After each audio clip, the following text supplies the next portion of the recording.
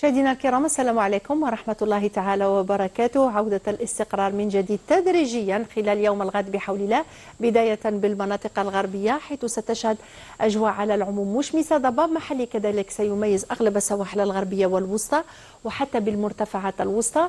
أما فيما يخص حالة السماء بالمناطق الوسطى ستشهد فترات صحوة، فترات سحب عابرة، تقريبا نفس الأجواء بالمناطق الشرقية، لكن هنا احتمال لبعض الأمطار دائما خاصة خلال الصبيحة. التحسن سيظهر كلية خلال أواخر النهار. سحب عابرة على شمال الصحراء ومنطقة الواحات.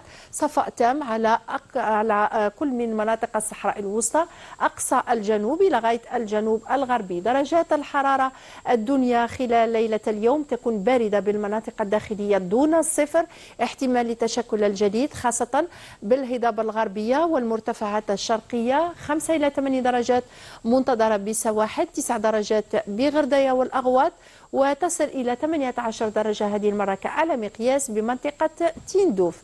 فيما يخص الحرارة القصوى خلال ظهيرة الغد ستعرف ارتفاع مقارنة بنهار اليوم، تصل إلى 23 درجة بوهران، 22 درجة بتلمسان، 19 بالعاصمة، 20 درجة بسكيكدا وعنبة، 17 بتيزي وزو، 12 درجة بالبيض، 15 درجة بباتنا وسطيف.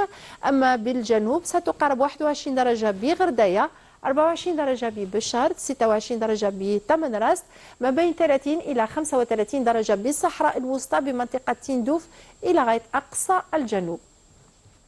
للملاحة والصيد البحري، إذن البحر سيكون قليل الاضطراب نحو السواحل التي تقع بغرب العاصمة، يصبح مضطرب بسواحل الوسطى وكذلك الشرقية.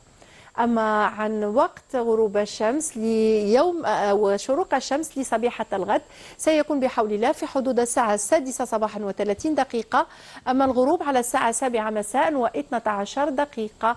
بهذه المعلومات نطوي هذه الصفحة الجوية. شكرا على المتابعة وفي أمان الله.